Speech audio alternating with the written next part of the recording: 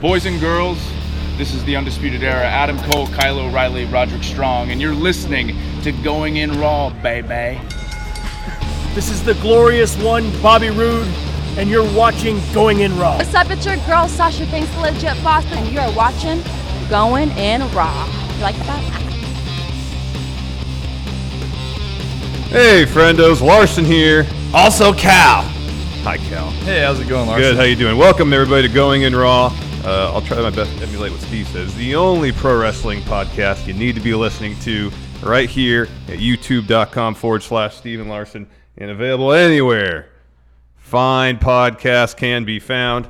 We're also on the Patreon at patreon.com/Steven Larson, which reminds me, let's see if we got any new patrons over the last 24 or so hours. Oops, I don't know how to use my iPhone. One moment, please. Anybody new? Zach P. I might have said his name yesterday. Welcome. Yay, Zach P. Yay, Zach P. Good job, Zach P. Also, should mention, huge pro wrestling tee sale going on right now all week. I think till Friday. Yep. Here's graphic. There it is. Some new designs at our shop, which can be found at prowrestlingtees.com/Going In Raw. We got the pizza logo, Friendo Fest flyer, of course, the ever-popular Slow Wolf shirt. Hey, you're not me. And Cal's got a shop at Pro Wrestling Tees as well. Yes, I do. Remember, it's prowrestlingtees.com/Caljack, Kaljak. There's no C's in Caljack. Why? Because we're not average. That's right, we're not average. Easy. 20% off using promo code America. Yes, from now till the 8th. Wow, that's a hell of a sale. That's a long sale. That's a not long bad. sale. A full 7 days of best value pricing over at Pro Wrestling Tees. Get your Going In Raw and Caljack merchandise. Get your Cal. Look at this shirt. This is one of my Caljack shirts. Beautiful. It says, you can't prevent Caljack. Oh, wow. It's like Smokey the Bear, but it's not. But it's not. It's not. Caljack. It's Caljack. Caljack. I can personally vouch for the comfort and the style of my Caljack shirt. It's a very comfy shirt. I wore it yesterday. Tighten the sleeves, a little loose around the chest. Not bad. Yeah, it shows off the guns. It shows off the guns, most importantly. That's what I like about the pro wrestling t-shirt. They do that with it a little tied around the sleeves. Yeah. You know, that's the way it should be, man. Because I haven't worn this. This smells like the bottom of my dresser. I haven't worn it in a while. This is the Larson not going to happen. Oh, that's great. Not going to happen. And I did biceps at the gym yesterday, and I feel oh, nice. I did legs. Yesterday was leg day. Oh, leg days. Both my favorite and my least favorite day at the gym. Yep. Anyways. Yeah.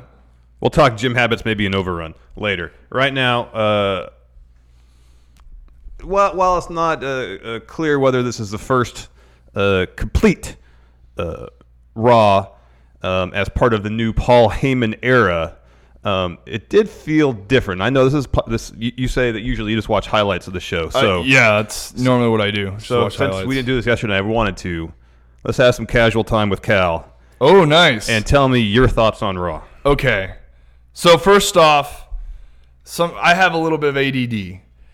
It kicks in sometimes. So for me as a wrestler, I watched Raw. I watched it on Steve's laptop because he left me his laptop and he left me his account to watch it. So I was watching Raw. A lot of the times when I watch anything pro wrestling by myself, I'll start walking around the room, kind of shadow wrestling. So there was a lot of that was going down. But as far as a whole, it was, to me, I thought it was pretty good. I mean, I've seen Raws in the past that were just horrible. But I mean, it's hard because it's 3 hours, man. Yeah. It's 3 hours. And I almost kind of lost it halfway point. I was getting kind of sleepy. But then I went and got an energy drink. I started waking up again. And then after that, I started picking up, and then the third hour got a little weird. But as a whole, the show collectively much different. The whole thing, they try to flow everything together. Mm-hmm. I could tell that they were trying to make they're trying to make something go from the beginning and carry it all the way to the end, and then having a good payoff in the end. Yeah. But as a whole, I mean, it was good. I'm kind of curious to hear what your take was. There's a few noticeable differences, kind of overarching. We saw, especially in the opening segment, post explosions, a camera angle we're not used to seeing. And so there's a slight presentation change, which I always like, and I like how we'll talk about that more during the opening segment.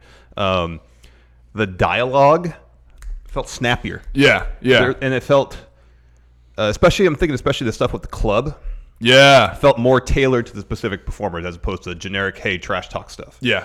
And I'm not just talking about the references to AJ and Gallows and Anderson time in Japan. Just it feels like they were using their personal vernacular to communicate with one another, as opposed to here, Ryder. You have a script for me? All right, I memorized it.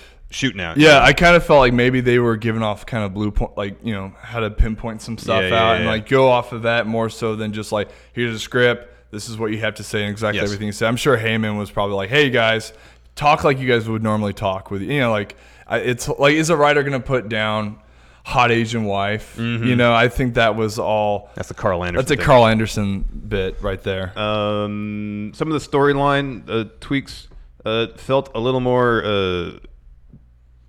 Was there PG-14? Yeah. The specifically the Maria Kanellis, Mike Bennett stuff. Yeah. Speaking of which, Mike Bennett and Maria Kanellis might be on Raw. This is like a one-time deal, and it's an interesting detour from the storyline they had going on 205 Live. There's a lot to like. The finish was cool. We got the club back together. That was awesome. Yeah, that was probably the my only favorite part. stuff that really didn't work for me at all was the Becky and Seth stuff. That interview they did was cringe. It was really awkward. Like, it's weird. I'm sure they are affectionate to each other, but when you have to act affectionate in front of the camera, it comes off super awkward. It just doesn't work with Becky's character. I don't think that fits Becky's or Seth really. Yeah, I don't feel like that's I don't want to see them. I don't want to see them squabbling over their communication issues or whatever. I don't want to see that. I don't want to hear Seth talk about Becky Lynch bringing her belt in the room. No. Like, dude, come on. No. Like, I don't care. This is a different era. We don't need to be that kind of show. No, we don't need a weird. We don't need a Seth and Becky live sex show in the middle of the ring on Raw. Oh my god, they're both wearing their belts. I know. Yeah, that they need to get. I can't wait for Extreme Rules to be over with. So hopefully after that match, when they win, they can walk away from this because it's just not. It's too much. It's not working. I don't want to see them do stuff and they're just. How long have they been dating? Maybe since like February. Yeah, since February. Okay, that's like, man, we're just gonna push this down their throats that they're a couple and they're champions. Who cares? I want to see the characters. Exactly. I don't care about their personal life. Exactly. Just give me Seth as Seth, Becky as Becky. I don't really need to see them if as they cross paths in the hallway, cool. they'll nod. Cool. Are there characters in love because they're in love? Yeah. I don't know. It kind of feels like it seems. Here's my worry. I should say, pushing this out here so publicly, and then have them squabbling out there publicly on television. It reminds me of couples when they get reality shows. Yeah. They do a few seasons too long a reality show. Yeah. And the pressures of being on a reality show usually means a marriage falls apart. Yeah, exactly. Jessica Simpson and Nick Lachey. Yeah. They seem, like totally in love. Yeah. When they first got, maybe that was just for the cameras. I don't know. Sure. But then by the time that show is over, yeah. divorce. Done. And that's interesting comparison of like what could happen. I mean, I don't think that's an isolated incident. I think it's happened a couple times, but what do I know? Sure. I don't want that for Seth and Becky. Their relationship should thrive or not based on how well they are, how compatible they are, not because they're forced to put that. Well, that's story out like there. when John Cena and Nikki Bella just they displayed all their affection and whatnot, and they had John was on the TV show, and I remember you guys saying you want to see a John Cena Daniel Bryan show man. more so than see John being robotic with Nikki. No, I don't care for that. And at all. and then what ended up happening was they didn't even get married. I know. So like, come on, keep this stuff private. I don't want to see Becky and then the match with them and the Kanellises just got weird. Yeah, it did get weird. It got real weird. In one sense, I kind of feel bad for Mike Kanellis, but he's on Raw again, so that's cool. He gets to be on Raw, and he still kind of he has a story, the most interesting losing wrestler in all of WWE. Anyways, with that said, let's get right into it. Show kicked off with whoa. That was a quick shot of the Street Profits we saw. I know. When I saw that, I was like, what? Wait. I know. It's like, okay, who pressed the wrong button in the camera truck for the wrong camera? They're like, now quick shot, split second, Street Profits. All right, no, go back. Okay, change. There you go. That was an accident. There you go. Now a little Easter egg. Yeah, exactly. They're gonna put this Easter egg right here for you guys. Here, we get people excited for Raw right away with this quick shot of Street Profits because they're great. The show kicked off in earnest, not with a promo, which was awesome, with action. Action now. Braun Strowman versus Bob Lashley in a Falls Count Anywhere match. They took it to the outside basically immediately. There's this great spot where Braun hits one of his shoulder tackles on Bob Lashley and follows with a senton. Yep. I don't know if we've seen a senton from Braun. I've never seen him do a senton before, but pretty easy move to give to somebody. So that's, and he's a big guy. Yeah. Why would that not hurt, especially like on the mat where they were on the outside? But yeah, they started hot, and Braun was super over. Yeah. When he came out, that crowd was hot for him. Yeah. Which I was like, all right, that's cool. Something different for him. You get Braun out there to destroy things, and people will enjoy it. That's all they need to do. Don't give him lines. Just go out there. He doesn't have to say a word. He can just, brawl, Hands, yeah. Yeah. And destroy shit. People will get into it. Yeah, that's all. He gets a 2 count there. Later on, or shortly thereafter, Lashley spears Braun to the timekeeper area. Not through the barricade, unfortunately. Yeah. That would have really got the crowd going. Yeah. He only gets a 2. And they start brawling up through the crowd. Yep. Bob gets the chair, starts hitting Braun with it. Braun hits another shoulder tackle, then eventually beals Lashley up on the stage. I know you're a fan of a beel. I love a beel, man. A good beel. I know what's funny is Lashley was sweating, so when he got bealed on the stage, you can kind of see him slide like a good 4 or 5 feet. Yeah. And I don't know why that cracked me up. And then also I noticed when they were on the stage right there, they were kind of slippery because of Lashley's sweat. Oh. I kind of noticed that. So then when you see Lashley kind of walk away, he's like wiping his feet as he's walking away because of the sweat. That's like a little thing that I picked up. And even I was trying to look at Braun. Braun's having a hard time getting up. He's trying to hold his balance because of that big slug sweat line that came through. And Lashley gets up after the Beal, suplexes Braun, gets a 2. He takes too much time celebrating or something because then Braun gets up and then shoulder tackles Bob Lashley through the LED board. We finally got our pyro back on Raw because it was the 4th of July behind that stage last night after going through that board. There was all sorts of pyrotechnics, would-be explosions. Corey Graves even said, "Holy shit." That was my favorite part. That I love the holy shit. And it's funny because do you think that reaction would have happened if they were ringside? I think it was the fact that Graves was as close as anyone can get. Seeing that whole thing, and that was the most natural reaction. I don't know. I kind of felt like that was maybe. Do you think that Heyman was like, don't feel free to kind of drop? I wonder if the thing where Heyman goes to Vince and says, "I know we're trying to be a PG product, but you got to have some more natural reactions here." Yeah, I don't know. Because in the East Coast feed that he said it. Yeah. And then I asked you when I got here, did they bleep it? And you're like, no. And I'm like, yeah, maybe. Yeah. Apparently they did on the YouTube clip. Yeah, I can see that just for rewatching it purposes. Yeah. But I remember hearing about it before I started watching the show, and no, they didn't beep it at all. Yeah. To me, I was like, oh my God, that's the most authentic, holy shit. It was amazing. Yeah. And maybe it's because he didn't deliver it as mind blown. Holy shit. He said it quick, holy shit. Yeah. That's the way he said holy shit. It felt extremely. It made the situation even more real. Yeah.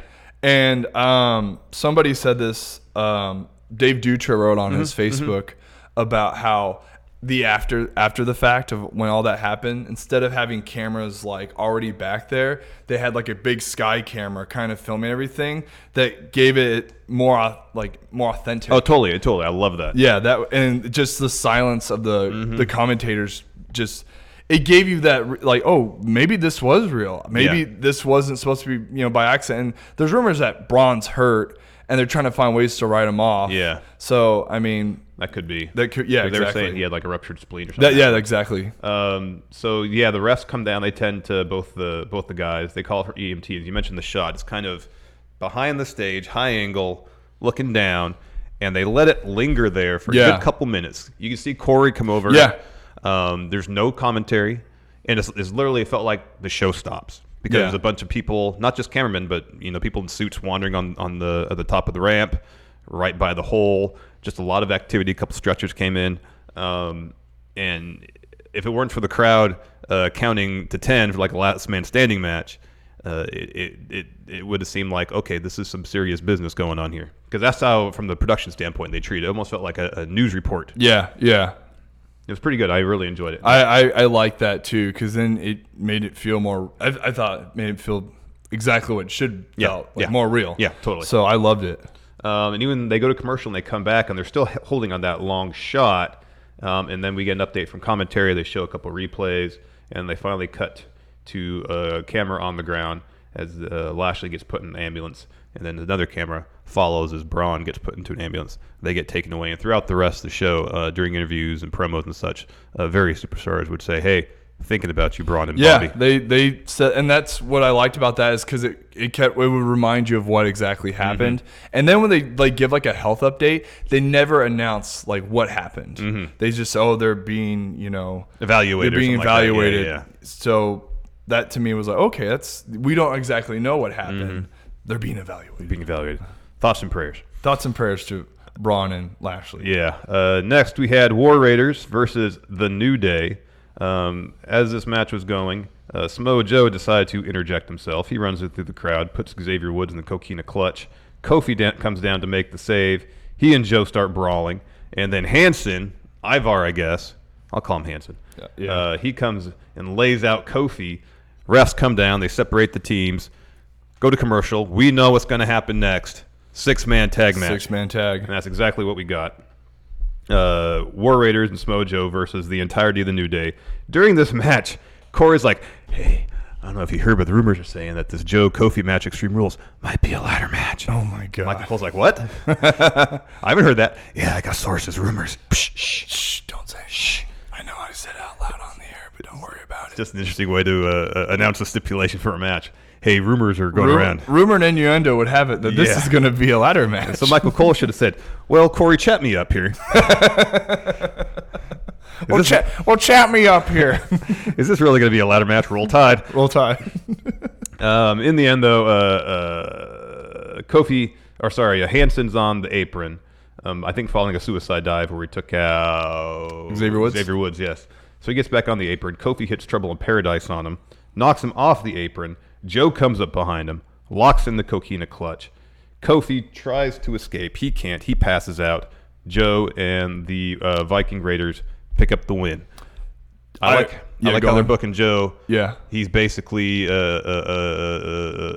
a hitman, which they've always... Dude, I just wanted more stuff. Remember that segment with Joe and Heyman? Oh, yeah. Oh, my God.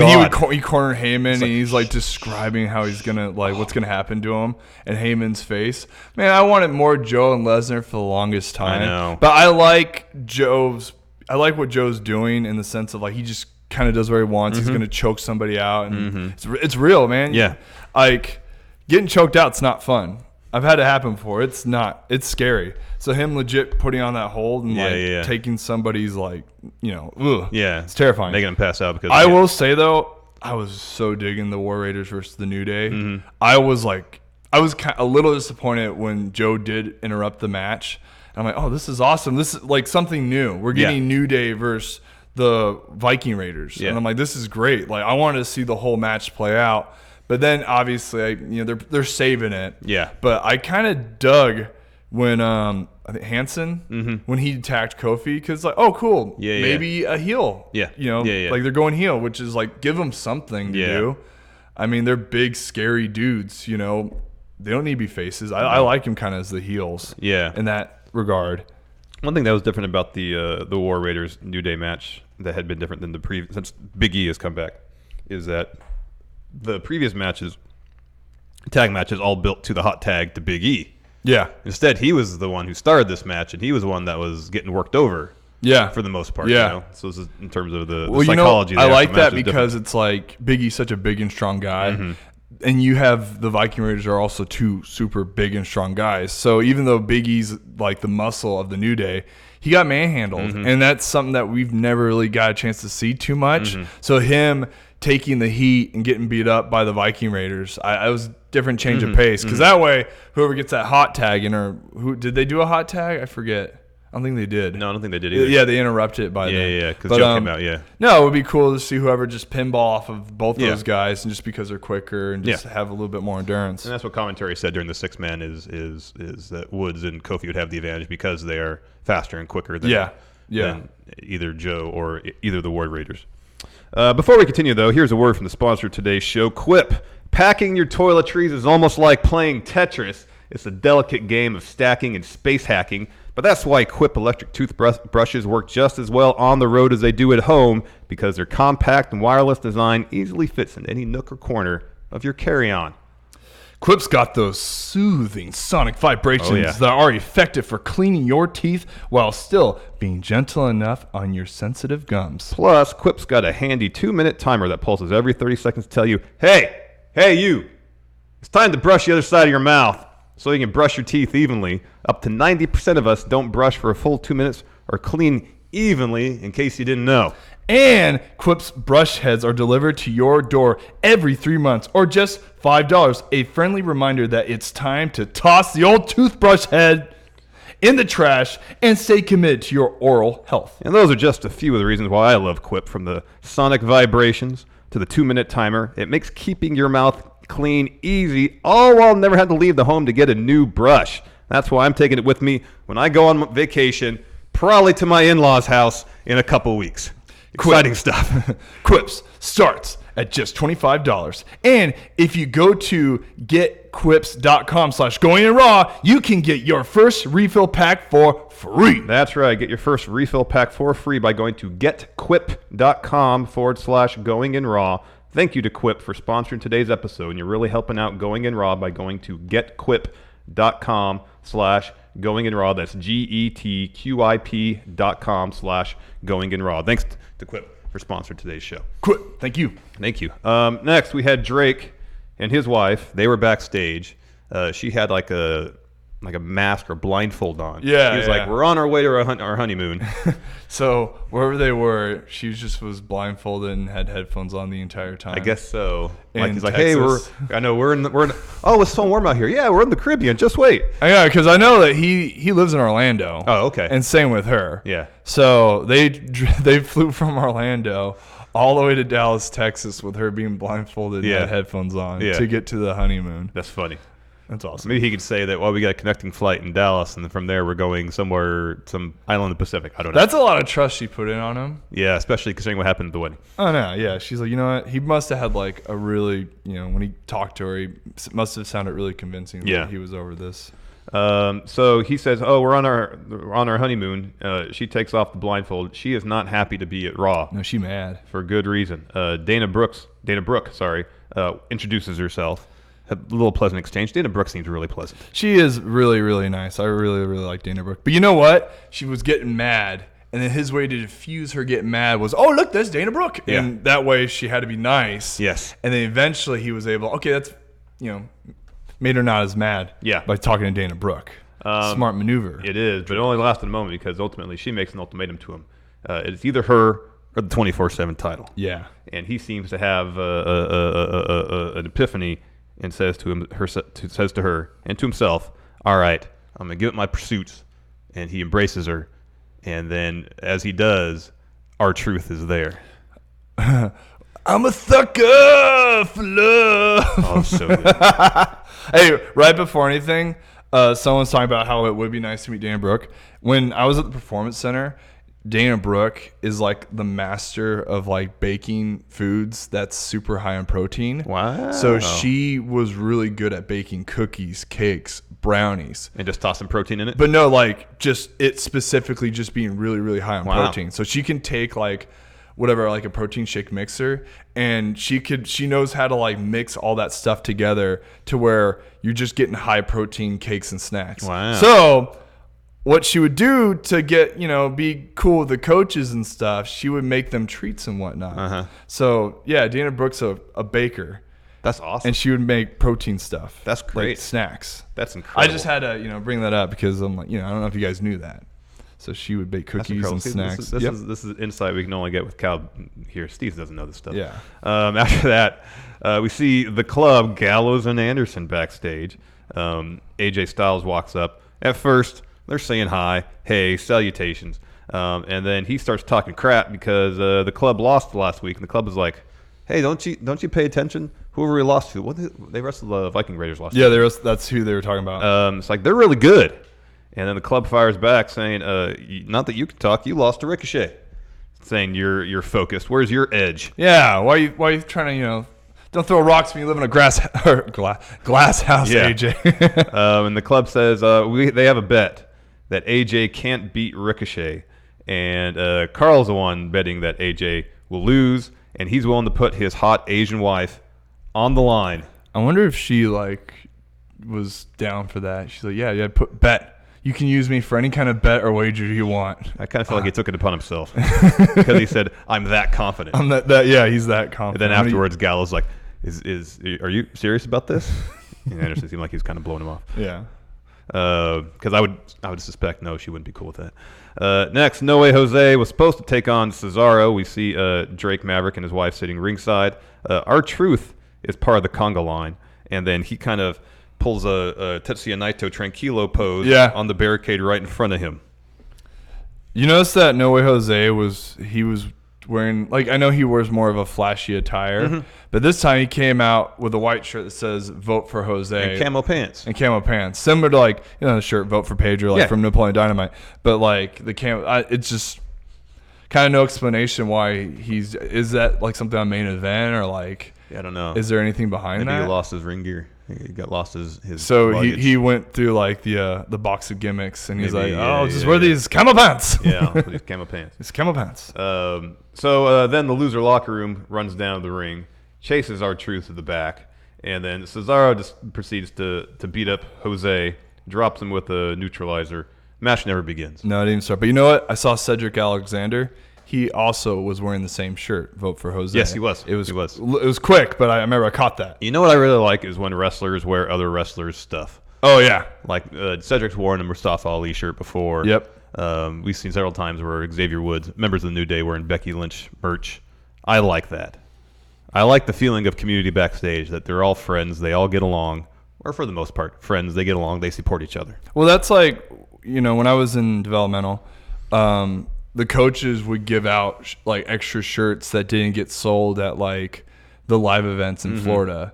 So I used to have like that Rusev shirt with the big ugly medal. Oh yeah, on it. So that was one of the shirts I used to own. I lost it, but yeah, that's something that they would do is like they'll give out shirts or whatever, and like a lot of guys will just it's free stuff. Free stuff. You're gonna wear it. Yeah. After that, Charlie interviews Street Profits. Yes, the best. They're incredible. I love the Street Profits. I started with Dawkins. Dawkins started developmental September 2012. He's been in developmental for almost 7 years. Wow. September 2012. Between me, Travis Tyler, who's Dak Draper, Madman Fulton, we all did the tryouts together. We all signed the same time. Those three started a little bit before me. He is the last one. Like, to stay there and get put on TV. That was such a big deal for me because a guy who's been there forever. So what I love about Dawkins is he's really good friends with Victor of the Ascension, and he's also really good friends with Tyler Breeze.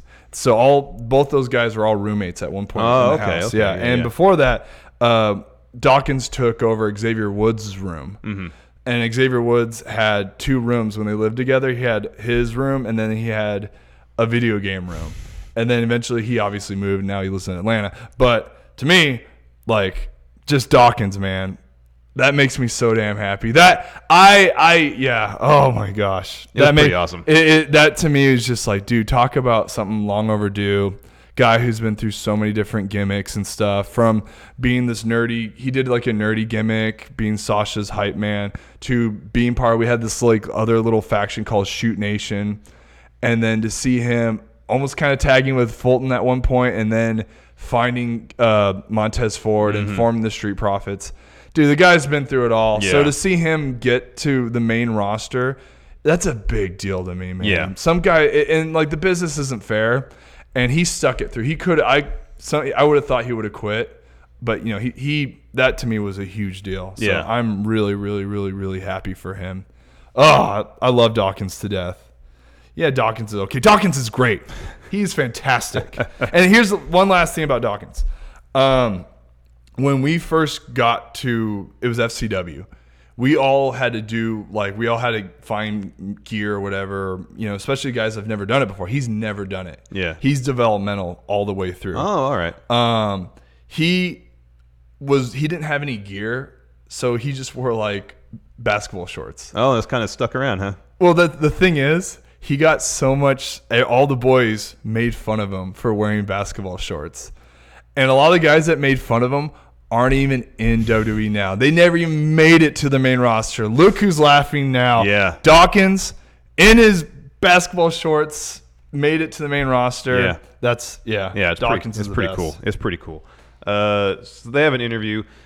We actually got an NXT debut on the main roster that was far more impactful than a video package or a slideshow. Oh, it was great because it showed their personalities. Exactly. And it wasn't like explaining who they were. It's like, oh, there they are. Their personality is infectious. It's amazing. Yes, and I kind of appreciated the fact that as much as I really, really like the Street Profits, sometimes with NXT, their promos and bits can be a bit unfocused. Yeah. And whether it's because their promo bits last night were strictly scripted or they were given pretty strict bullet points. Yeah. They managed to stay focused, deliver the point they needed to deliver while keeping their personalities intact. Yeah. Yeah. And it was awesome to see them on the largest stage possible, doing their thing, being them. Yeah. Which is the most important part. Yeah. And being entirely convincing. It was great. It was.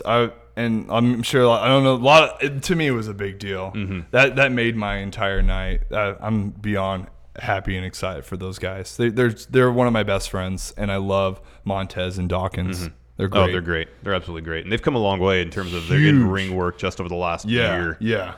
So, yeah, if whether this is a full-time call-up or just kind of a momentary thing, it's fantastic. Yeah, it's great. Next, we see a quick shot of Drew and Shane walking backstage. Commentary mentions, well, maybe the Undertaker's here. I mean, it's just down the road from where he lives, so it wouldn't be surprising. After that, The Miz does an interview.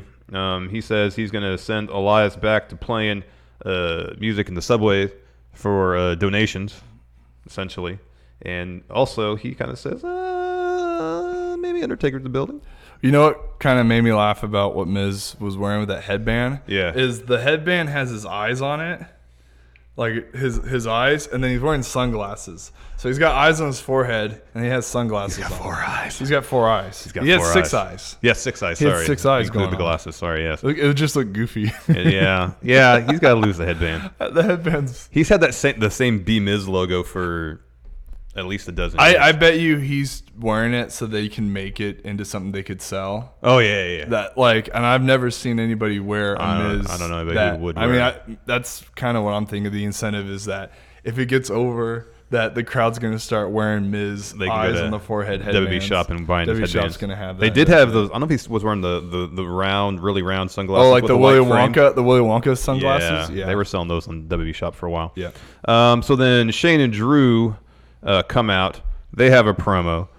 Drew is saying he's not scared of the Undertaker. He wants him to come down the ring immediately. The lights go down, and then damn it, they had to make it cheesy with some really crap CG lightning. This is like something out of a movie from the 50s. Yep. So you hear the thunderclap. Lights come back up, but no Undertaker. Did the lights dim out a lot? They went down and back up and then down a lot, and then Taker's like, wait, dim down the lights a little bit. I know he's back to dim up. production. You know when you have the type of light switch that slides up and down. Yeah, the dimmer on it. Yeah. So he just was doing that in the back. That's right. I'm dimming up and down the lights to scare them. I'm showing you the powers of darkness. Power of darkness by this light switch. It's called a dimmer. So then Undertaker finally shows up. Dong, lights go down, pyro, blah, blah, blah. I always crack up because when you watch it, like the TV, they have the fake lightning strike like the corners of the ring post and then like the fireworks or whatever. And the crowd just sees fireworks. Yeah, they just see fireworks. And then, so of course, Taker takes forever to get to the ring because he's old and slow. Drew and Shane flee into the crowd a bit. They're kind of hanging out ringside. Undertaker finally gets to the ring. He says, Roman never asked me for help. But he says, I'm back to collect the souls of Shane and Drew, send you to the acrid stench of death. And then he said, my wayward souls. Oh, man. Wayward souls. My job is to send wayward souls to the river Stygian. And then he concludes by saying, Shane and Drew, you won't rest in peace. You won't rest in peace. Good. And then we get Lacey Evans. She's putting on some lipstick in a mirror. Camera kind of zooms out a little bit. There's Baron acting all casual. And he says, hey, Extreme Rules. Match benefits us, me and Lacey. So, Seth, you got to ask yourself, is Becky worth it? And then Lacey says, yeah, Seth, I've seen him with his wandering eyes backstage. Wandering eyes. Oof. What was the line that Macho Man said to Hulk Hogan? Oh, man. Your lustful eyes or something. Yeah, lustful eyes. Lustful eyes. I can see your lustful eyes. I can see Seth has wandering eyes. Yeah. But here's the thing. So this is like, I don't know, like a minute and a half bit backstage. They cut to the ramp. Undertaker's still walking back up to the stage. And I'm like, oh my gosh. Maybe when he was walking, like he stopped, they play that clip and he's like, oh, hey, look at that. That's Baron Corbin. He lives in my old house. There you go. Oh, man, he bought that house from me. I hope he enjoys it. And then I think they just wanted that shot of him doing this. Raising his fist. Yeah. Like we haven't seen that 100 times already. Yeah. After that, we had Lacey Evans take on Natalya. This is a fun enough match. I like Lacey Evans, but she's a little green still. She is, but her going with Natalya, because Natalya can pull anybody to have a good match. Because she has more experience than any of the other girl superstars or female superstars. So to me, I was like, okay, it's helping her clean up her TV wrestling. Yeah.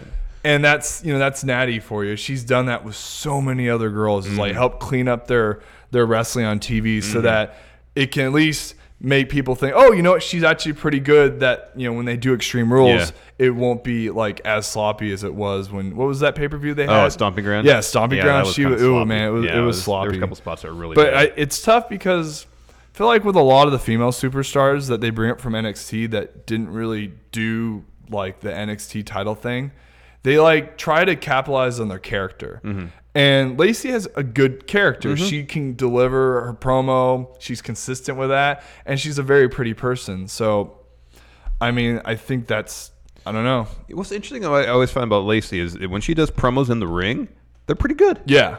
When she does backstage stuff, it's kind of hit or miss. Yeah. I don't know. I can say that, like, some people do better when they're in the ring talking compared to doing backstage stuff. Feeding off the audience, maybe? That's kind of how I feel. I have a hard time. When I was in developmental, I had a hard time cutting promos in front of all my peers and like whoever's behind the camera when we were practicing. But in the ring, you just kind of feel more comfortable. You can cut because, everyone's kind of a little bit far away. You can... I don't know. To me, it's a weird thing that some people just do better at that. Yeah. And maybe that's her thing. She's better in front of people instead of focusing on the camera in front of you. I don't know. People have different, I want to part of it too. If you're in the ring dropping a promo, you're getting immediate reaction from what you're saying based on how the people are acting ringside. And you can see that. Whereas if you're doing it just to a camera person and a producer, they're not going to give you that same reaction. Exactly. So you might not know if you're hitting what you're supposed to be hitting. And maybe it also has to do with holding a mic. Some people talk better when they're holding a mic. Yeah. So I don't know. A little bit of business. Yeah. So Baron trips up Natalya after Natalya does the thing where she steps on her opponent's back. She's bouncing off the ropes. Baron trips her up. Lacey connects with the woman's right for the win. Not a shocking outcome. Man, she has the easiest finisher. She can punch you. Must be nice. No crazy setup. No, she doesn't have to like lift somebody up or anything. She just punches you and you're done. I mean, must be nice. Yeah. Next, we see Ricochet and Kurt Hawkins and Zack Ryder just kind of chatting backstage. Charlie runs up and interrupts the conversation to interview Ricochet. I kind of like this. We don't see this very often, but it makes things feel more spontaneous. I like it. So she's asking about the match with AJ, and Ricochet's pretty much, I lost. But next time, I'm going to win. Club come up. They start saying how great AJ is. And then Ricochet says, he's good, but next time I'll get the win. And they're like, oh, okay, well, we're going to relate this information to one. I know, they tattled on him. Yeah, that's exactly what they do. A bunch of tattletales. They run up to AJ. They run up to AJ and say what Ricochet says, and then some. Did you hear what Ricochet says? He's going to beat you. He says you pick your nose and eat your boogers. Yeah, he's going to beat you. That's what he told us. And then instigators, dude. Yeah, totally. And then Carl says, AJ, you've lost your edge. Where's the AJ we knew in Japan? Where's the pit bull? We need the pit bull. Yeah. Come on, let me see it. Let me see the pit bull. Let me see it. So then AJ storms off, finds Ricochet literally around the corner stretching. Like Ricochet could totally hear that conversation. Oh, I'm sure. Yeah, he could probably. Once AJ was around the corner, he like ran back and started stretching. Yeah, well, I didn't hear anything. A couple of weeks ago, something like that, where people are having a discussion about somebody, and then that person's right around the corner. That was with Ember Moon. Yeah, Ember Moon was looking for Mandy and Mandy. Deville. Yeah, and it's like I'm sure Ember Moon could. Where are they? Over here. Hey, like he could totally hear that conversation. Yeah. So AJ goes. Hey, you know what? At least they spaced it out enough to where he could have. Yeah, obviously he could probably hear it, but like it wasn't like so. One camera, just like a little bit of a camera turn. Yeah. At least there was a little bit of a distance. Yeah, a little bit. So he finds Ricochet right around the corner and says, "I want a title match tonight." Ricochet says, "You got it." Extends his hand to shake. AJ slaps him hard. Yeah.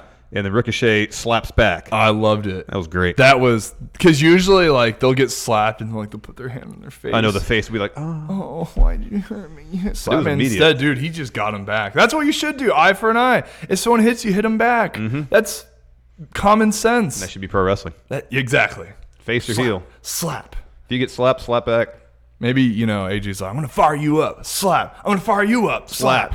They start dropping Shibata forearms on each other after that. But then that's something else I liked is they didn't do anything after that. Mm-hmm. Like, maybe AJ realized, okay, he hit me back. All right, well, I'll get you back in the ring since, I don't know. I kind of like that nothing else happened after the slaps. Like they saved it. Exactly. All the Ricochet did was kind of like hold his jaw a little bit. Yeah. After that, we had an Elias promo. No, we didn't, because he's instantly interrupted by The Miz because they got another 2 out of 3 falls match next. These 2 out of 3 fall matches need to go away. Ones that aren't obviously motivated by storyline, I should say. Yeah. Because like the Miz attacks Elias right before the bell. Bell rings. There's like 2 moves, and then he wins with a skull-crushing finale. It makes Elias look really bad. But I mean, he jumped. He went straight to business, and it showed a side of Miz of being aggressive. That I like, yeah. That's something that I kind of dug. But I mean, I have a feeling that they're gonna keep this just because of like Vince doesn't want commercial breaks during matches. I know. And I was talking to like Therthabot on Twitter about like how are they gonna be clever enough to like do these like commercial breaks in between stuff. Like obviously like with the New Day taking on the Viking Raiders, Samoa Joe interrupting the match, boom, we can have a commercial break. Like they're gonna find ways to like get sneaking commercial breaks that's not gonna interrupt the flow of the show. I didn't mind it in the main event where they had the false finish. Yeah. I didn't mind that. I like that. I just mean you could raise the question of, well, why aren't the refs doing this every time there's a walk finish to a match? But what if what if they do if they do 2 out of 3 falls, I wouldn't mind it if it was like different competitors every single time. Like it's not just the same guys doing it over. Totally. Like I don't want to see Seth Rollins do 2 out of 3 falls every single Raw. Exactly. Like I wouldn't mind if it was something different just any of the characters. I remember Sami Zayn one time brought up about how there was just some random match on WCW with 2 guys that weren't over or anything, just 2. Even the crowd didn't know them, and they just went out there and just had a crazy killer match. And eventually, they got the crowd on them side. I forget what he was talking about, but I wouldn't mind if they did something like that. Yeah. Just it doesn't always have to be the same run-on characters. Totally. Like give whoever. Like I'm sure everyone's gonna say no, don't do it. I wouldn't mind seeing Mojo do a 2 out of 3 falls. He's one of my friends. Okay, I love Mojo. I wouldn't care if he did something like anybody. Just give somebody. I don't know. At least, I mean, I guess my only issue is just make it so it's motivated by story. If that's the case, I don't mind. But just when you shoehorn stipulations like that in for no real reason other than you want to have a commercial break and not have it in our per match. Yeah, at least there has to be a purpose behind 2 out of 3 falls. Yeah. It can't just be like, hey, 2 out of 3, why not? Yeah. There should be a purpose. Well, like last week, the 2 out of 3 falls match between Dolph and Kofi was really good. I just didn't. It was kind of a bummer that Dolph is the guy who's the first one to pin Kofi since well before Mania. Oh yeah, Yeah. And so I mean, Joe choking out Kofi last night was cool. Yeah. For Joe, and it shows that Kofi is vulnerable. But imagine if that was the first time Kofi has ever taken the loss. Yeah. And it's to Joe, his opponent, Extreme Rules, and probably SummerSlam too, is going to make Joe seem all the more dangerous. Yeah, exactly. So Miz wins that first fall pretty quick, a skull-crushing finale. Elias wins the second one after a drift away. I actually like how they finished this match, though. I really, really liked it. It was simple, and they didn't belabor the point too much. So Miz is on the apron. Elias goes for a running knee. Miz gets out of the way, so Elias ends up kneeing the ring post hard. Miz pushes him back on the ring, puts the figure 4 on, and Elias taps. That was great. Yeah, simple and effective. Like, boom, hit his knee. His knee hurts. What does he do? Boom, slap on a figure 4, which is one of Miz's holds. But yeah, that was amazing. Mm-hmm. Simple. Yep, and it worked. Oh man, something that didn't work. Next, Becky and Seth backstage doing an interview with Charlie Crusoe. Just awkward. This is just. It's like they're trying to write, like little lovers quarrels, and it doesn't fit. It doesn't work. It doesn't work for him. It doesn't fit Becky's character. It doesn't even really fit Seth's character. It just. Seth sounds so geeky. Yeah, like nerdy talking about it. Yeah, and it's just they show like I don't know. It's weird. I don't like it. They both seem very self-conscious about. I wonder if they're self-conscious about about their performance seeming legit, and by being so self-conscious about it.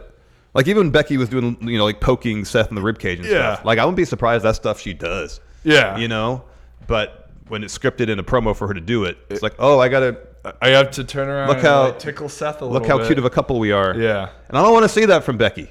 Yeah. I want her in the ring beating people up. That's the thing. That's what we love about Becky. That's how she got herself over, was being honest and going out there and being authentic.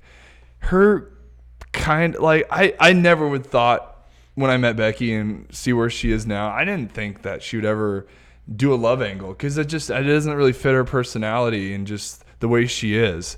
But now that they're, ever since you having that tweet battle with Edge, and then he announced it that they were dating, and then Seth goes, well, I guess I don't have to, I guess I can show this now. Boom, the writers are like, oh, we gotta write about this. This is Vince is like, two champs. Oh, they're dating. This is money. This is great. Our two top stars are dating. We can make money off that. Yeah, and I don't know. It's awkward. It's super awkward. And I know Steve said it was cute at certain junior high little crush at one or little I don't know. No. To each his own. No, come on, give me some ass kicking. You know they didn't even really kick a lot of ass in the match. No, not when really. They had. I know. And so they have this little squabble over. Well, I'm not going to lose your title. Well, I'm not going to lose your title. I'm not going to lose our titles. I'm not going to lose our titles either. And that's when Becky started. And then she started doing a little tickle poke. Oh, it was so awkward. Anyways, Maria Kanellis walks in, and she says, "You're the man." To Becky, you won this championship. But I deliver an 8-pound baby. Where's my championship for that? I gave birth. That was pretty great. To a baby. And then Mike Kanellis walks into. I don't know why he didn't talk. He's a really good talker. And then Maria says, "Well, you know what? They didn't write him to talk." I know. His promo work on 205 Live's been great. Yeah. And Maria says, "Okay, well, I'll get my bitch, Mike, it says as a Seth, to take on you and yours." Yeah, man. And then she proceeded to treat Mike. Yeah. Yeah. Because that happened next. Seth and Becky taking on the Kanellises. Match starts with Seth just having his way with Mike Kanellis. Yeah. Mike just looked completely inept. Maria starts yelling at him, "Get up, fight, be a man," essentially.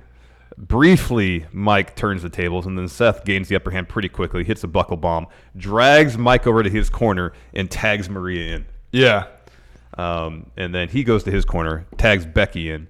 So Maria hops down off the apron, grabs a mic ringside, and starts yelling at Mike, what the heck is this? Pretty much, you're garbage. You said you're going to mop up the floor with Seth. Yeah, you suck. And then Becky's coming over. She's about to drop a haymaker on Maria. She goes, "No, I'm pregnant." And Mike is seemingly both really confused and kind of happy. His expression was... It was like, oh, whoa. Really? And then he starts screaming. It's like, how can you be pregnant? Yeah. And then she says, well, I don't know, but you're certainly not man enough to do the job. This is getting weird. It is getting weird. They're airing out some dirty laundry. Totally. Right during a match. Yeah. And I really enjoyed Mike's angle on 205 Live because that's the most interesting jobber there is because he can't win, but it's interesting. But isn't that weird where on 205, he doesn't really win a lot, and then you go to Raw where they feature him. Then she's like, you were supposed to mop the floor. It's like, okay, so he hasn't beaten anyone in 205. Maria, what made you think he can beat the Universal Champ? Mike won one match legit on 205 Live, but all his matches have been competitive. Yeah, at least And he quit the last time. He's like, I lost. He lost. I'm like, I'm done with this. And he shows up on Raw and he's like, oh yeah, puffing his chest out. I'm going to destroy Seth Rollins, Universal Champion. No, it doesn't work that way. No, yeah. And so he gets back in the ring. Becky puts a disarmor on him. He taps out basically immediately. That disarmor wasn't exactly like the prettiest disarmor. His arm was like kind of bent like this, and I'm like, turn it like that, like around, at least if you're gonna apply it, like make it look like it hurts. But it's just like, oh, she's holding my arm between her legs. It's like the mere tap. The mere thought of disarmor happening was enough for him to tap. Yeah. Maria grabs the mic again, yells at Mike some more, and says that Becky was the only man in the ring, and maybe next time she wants to get pregnant, she'll ask Becky to do it. Huh. Which is a weird line. That's really weird. Okay. Interesting. Yeah. The beginning of that third hour just started really weird.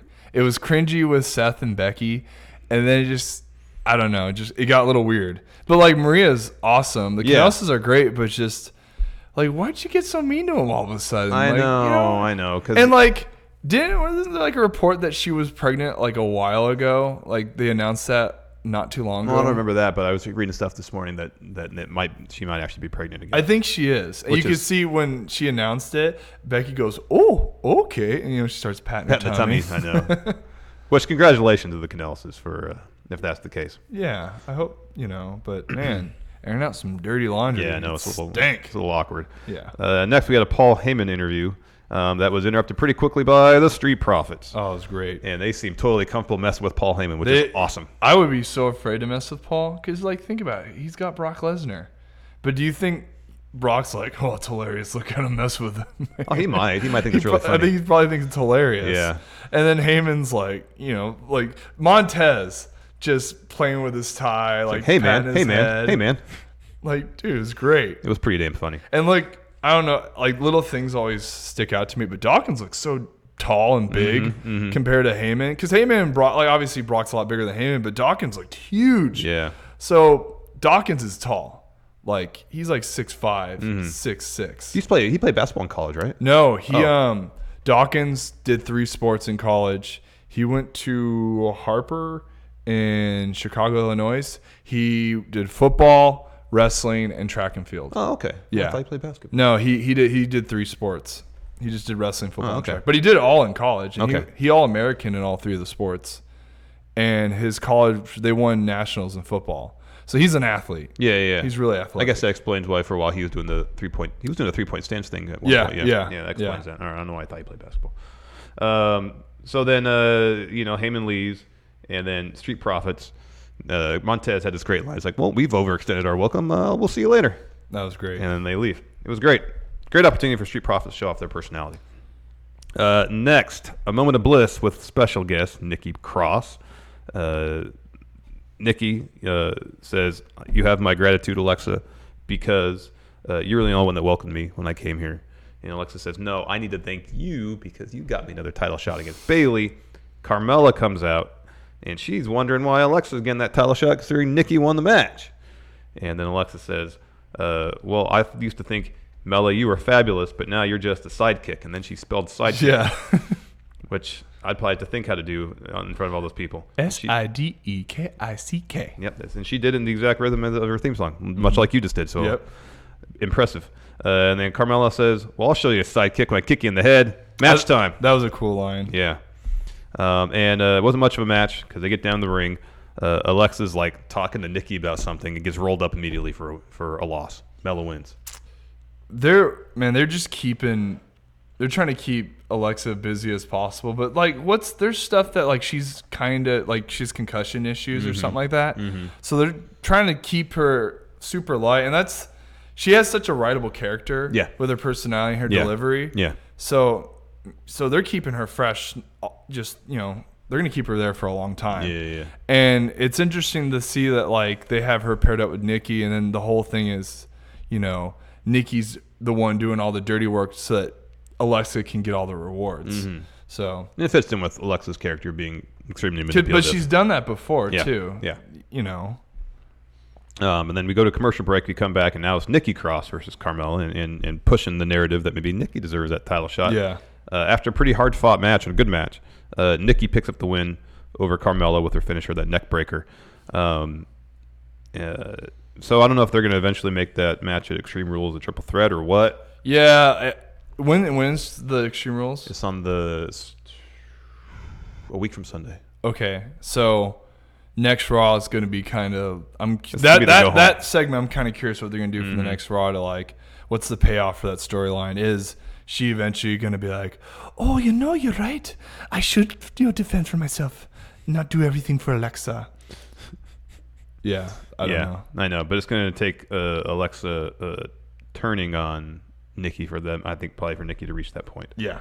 Probably. Interesting. After that, we had a Nikki Alexa interview backstage. I don't really remember much about this. What was it? A Nikki Alexa interview. I think they were just. Oh, she just like, how does it feel? And then she just goes, no comment. Like, that's right. Yeah. How does it feel that you won this? Blah blah Maybe blah. Maybe you should have the match against Bailey. That's and right before anything, Alexa goes, no comment. Yeah, that's right. After that, we had Drake and his wife backstage. He's like, I'm committed to you. We're getting out of here. Loser locker room runs past. Truth emerges out from behind some stuff that was just hanging out where Drake and his wife were talking. And then Drake says, no, I'm done with 24/7 title. His wife moves on. Yeah. And then didn't Truth say something to him? And he picks up his suitcase and clobbers him with it. I forget what he said. But, okay, he didn't run by. Did he when they were... Truth? Did he run by them? No. He was hiding behind some... Why was he all huffing and puffing? I don't know. Maybe because he had just been running. It confused me. I'm like, wait, did he run by or did he not run by? He didn't run by. He didn't run by, but he was out of breath. Yeah, maybe he, like, a minute and a half early, he was running and hid behind So he ran them. That part confused me. Because then how did they know where he was? But he was just... I don't know. He was just hiding behind, like, the... He was just hiding, but he was out of breath. And it was a terrible hiding spot. Maybe there was, like... He went around, but then they thought, well, we'll head him off at the pass or something like that. Maybe. I don't know. So Drake clobbers Truth with his suitcase, pins him. He's a new 24/7 champion. He says to his wife, I know I said we're going on our honeymoon, but it's about to get 24/7. They storm out. Forget my bag. Yeah, I know. We're going to get some fun stuff for the 24/7 title wherever they are honeymooning. Yeah. It'll probably just be someplace in Florida to make it easier to shoot. And then our main event, AJ Styles versus Ricochet. Pretty early on in the match, like 5 minutes into it, AJ hits a phenomenal forearm. But Ricochet gets his foot under the bottom rope. Ref doesn't see it. AJ seemingly scores the pinfall.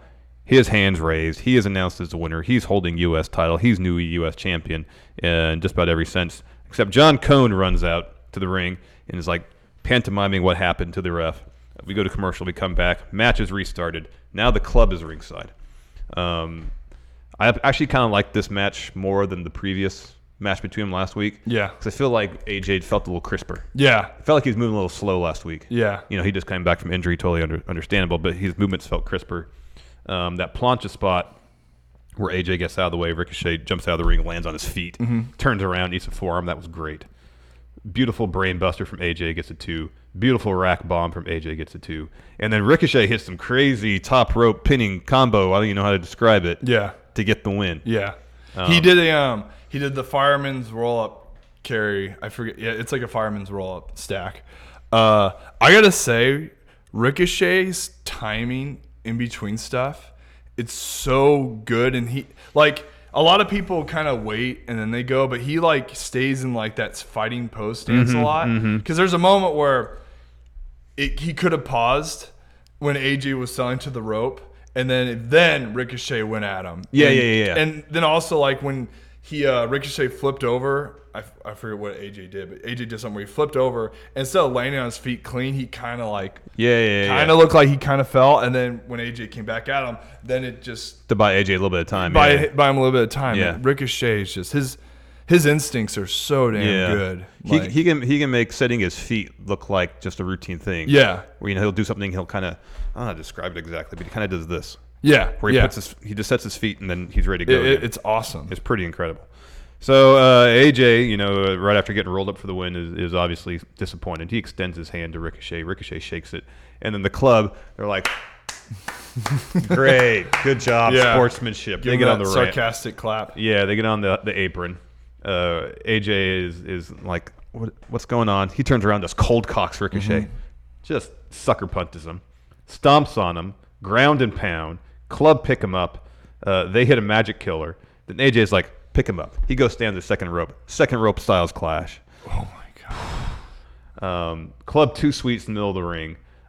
They must have run a little bit short because AJ had to do more ground to pound to kill some time. Yeah. But looks like the club's back together. I'm glad they are.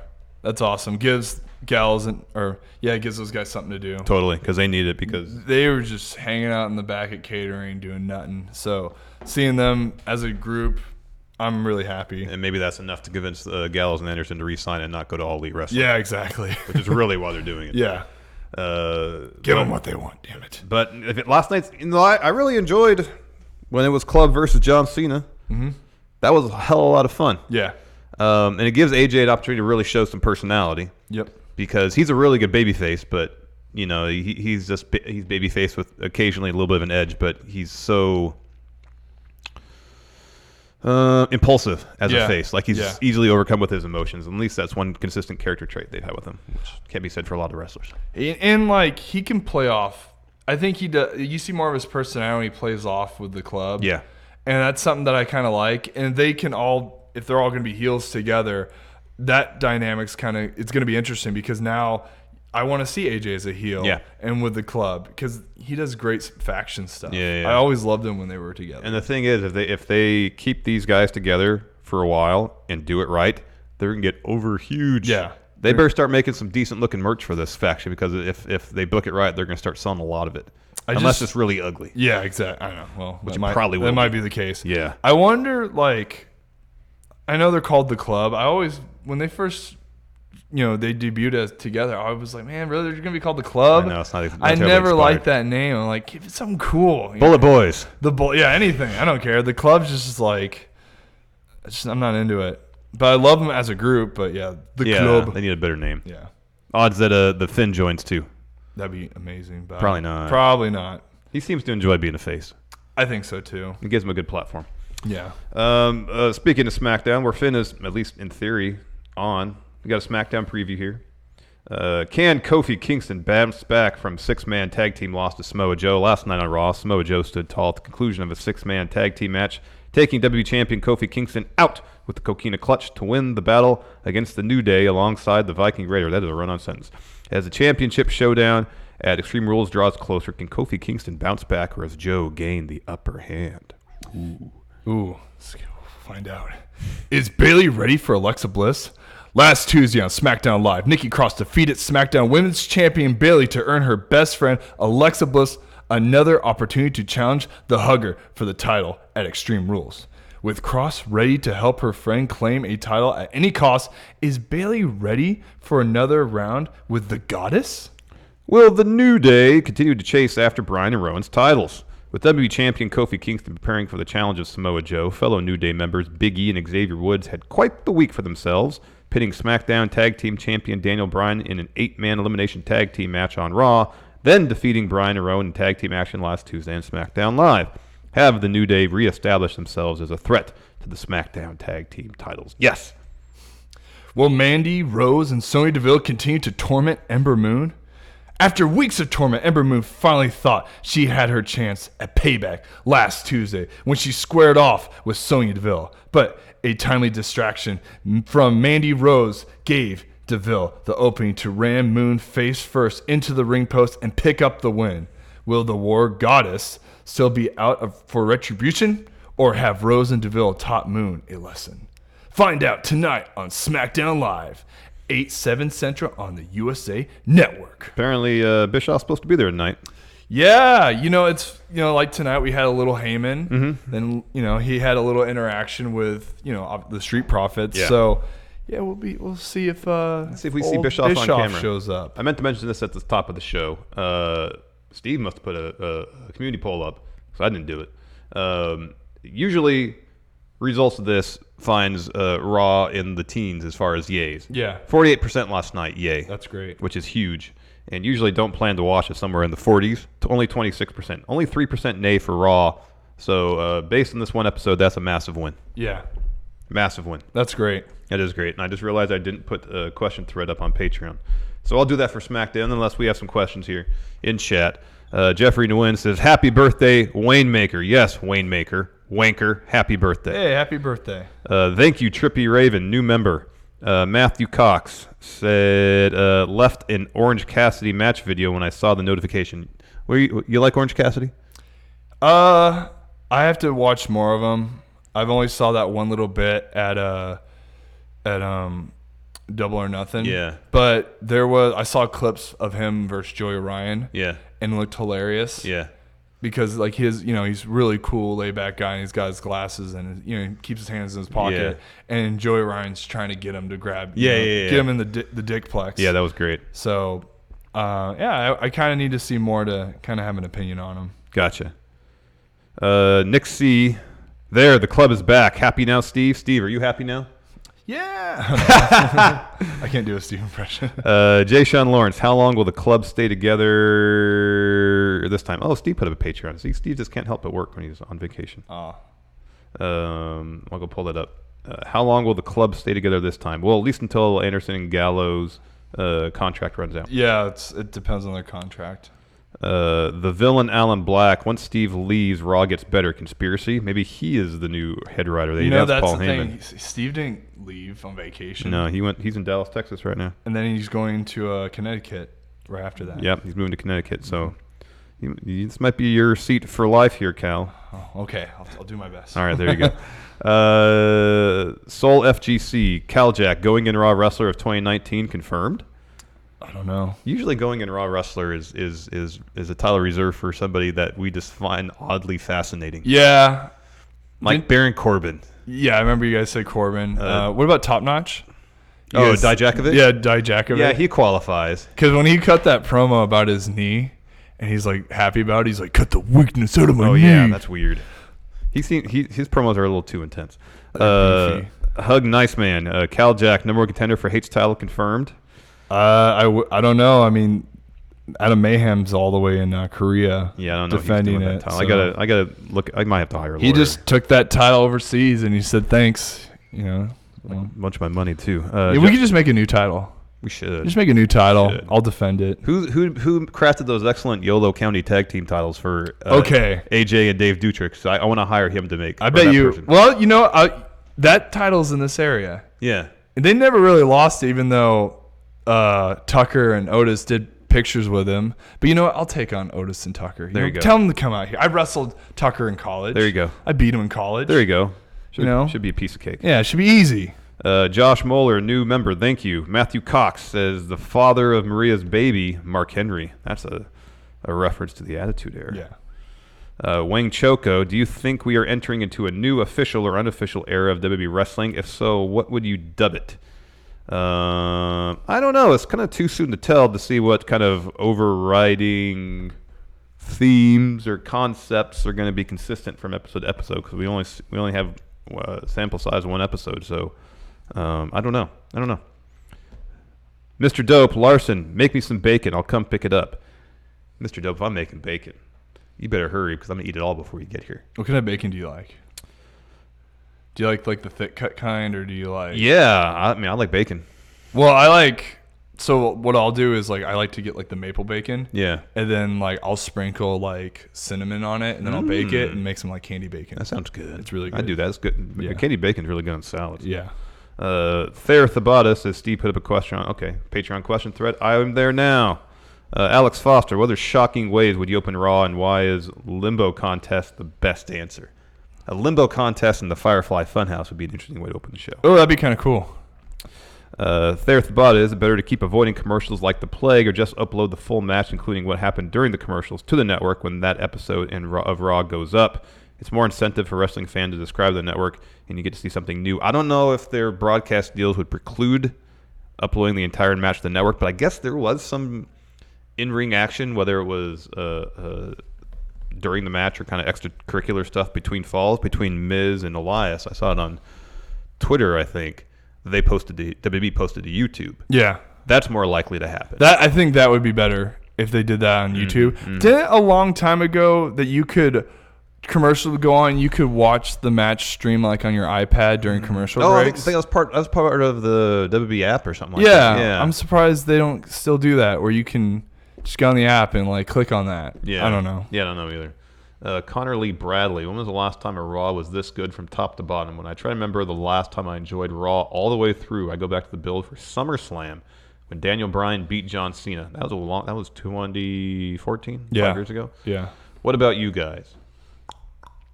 I mean, I don't really have one because all I do is listen to you guys talk about the show and then follow the highlights. It's been a while. Yeah.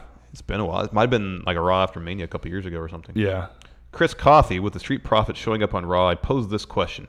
Should NXT stars be pulled up for minor showings like this more often, perhaps under the guise of the wild card rule? Tell me what you guys think.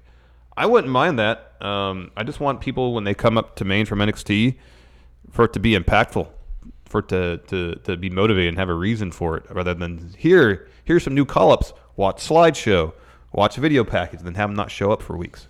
I like it because what it allows the guys from NXT to get familiar with what it's like to go to Raw. Because a lot of the times when people go to Raw from developmental, they get overwhelmed. Yeah. So sometimes they'll bring people up just to kind of get familiar with everything. But the fact that they got brought up and they had the titles, they're advertising the titles. So if you're a casual fan and you're watching Raw and you see the tag champs and they're putting over who they are, then it's like gives you kind of more incentive to want to watch them on NXT. Yes, totally. So in that regard, I'm kind of glad that they did that, because then it's like, these guys are hilarious. They have charisma. Look how comfortable they are. I want to see more of them. Where do I see them? Oh, I can go watch NXT and see them. And it makes it so that if the writers don't exactly have an idea of who they are and what they're about, they can go and kind of do their own thing. The writers can kind of see their charisma, their personality. Maybe that will give them better ideas to write for them in the future. That's maybe the thing to be most optimistic about with Street Profits showing up, is that their characters were completely consistent with what they've been doing in NXT. Yeah. Which hasn't normally been the case on main roster. Fedora Goomba, thank you very much. Thayer Thabata with interesting question. Should Braun and Lashley both return as half robot? But I think Thomas Dunnigan has the answer. One person. Half Braun, half Lashley. So when they go to the hospital, some crazy accident happens where they fuse together or something. Like they have the same beds in the same room or something. Yeah. And the doctors just don't know if they had a feud or not. And the only way they can save both of them is by making them essentially one person. We have to add them, put them together. We have to put them together. It's the only way they'll survive, Doctor. Is that even possible? Is that impossible? I'll make it possible. Thomas Dunnigan, with Heyman and Bischoff heading creative for Raw and SmackDown respectively, do you think Vince will become more lenient in laying the two creative heads with having full creative control, or will Vince just shoot down every idea he hates? He's never gonna give full control to anybody.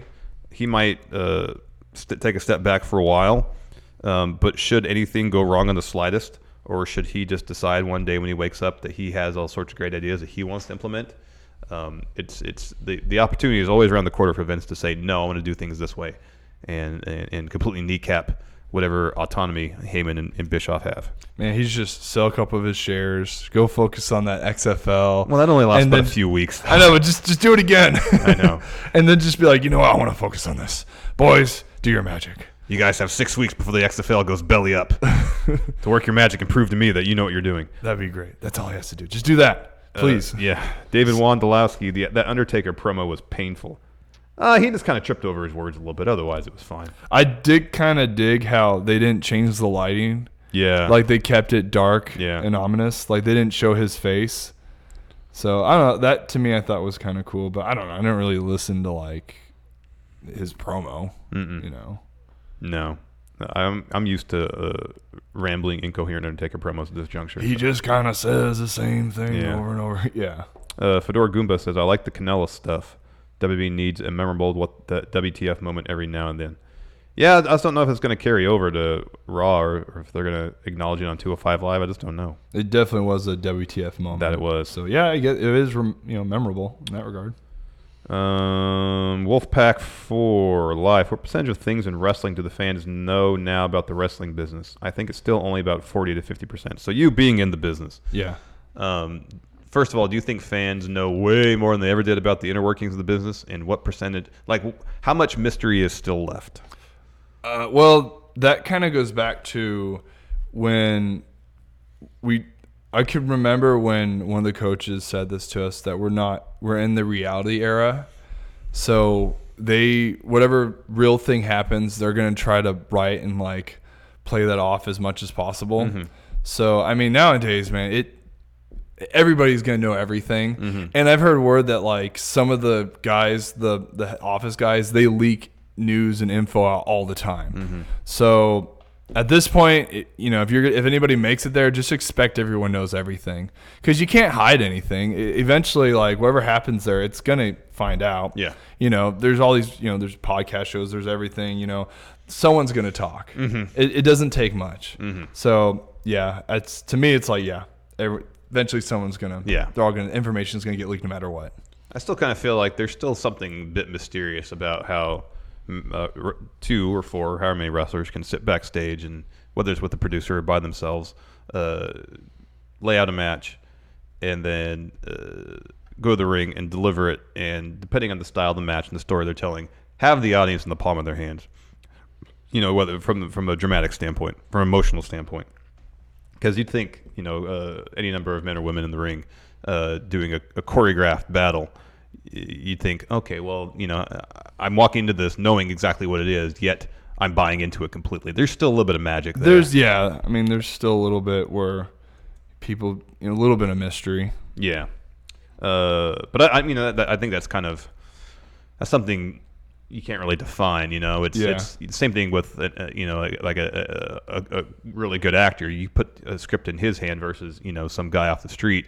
Obviously, the quality of performance can be different because you have one guy who's talented and has extreme level of skill to deliver a performance that will captivate people. Yeah. Whereas you give that same script to me, I'm going to be stuttering through the whole thing. That's like when you hear like Marlon Brando, whenever he would act, he never tried to memorize his lines. Mm-hmm. He would be like, just tell me what it is and I'll do it, Yeah. And he would write it down, just have little random spots where he'd write down his lines. And then he could just, boom, hit it, and it'd be like, oh my God, it felt like he was being real and honest about it. Some people can just do that. Mm-hmm. I don't know. Well, I remember hearing about Christopher Walken, which makes a lot of sense, is that he'd go through the script whenever he got it, and he would cross out all the stage direction for his character and get rid of all the punctuation in the script for his lines, I guess. Yeah. Which explains his cadence. Yeah. Why he talks kind of weird. Exactly. Naheem Quattlebaum, do you think Finn will team with the club? Doubtful. No, I don't think so. I think they want him as face. We'll end on this one. Mason, who should Ricochet recruit as friends to help him fight the club? One of the friendos wrote earlier that Aleister Black tweeted something about. That'd be cool. Yeah. That would be cool. Yeah, I don't know. Maybe Heavy Machinery, because they're buddies. And when he won that U.S. title, he got a big hug from Otis and Tucker. So he was talking to Hawkins and Ryder backstage. Yeah. True too. Maybe them. Yeah. Give him something to do after dropping those titles. And give anybody. Ricochet's just great. Oh, he's awesome. He is awesome. Well, that does it for us. Patrons and YouTube channel members, stick around. We'll be on for Overrun in a few minutes.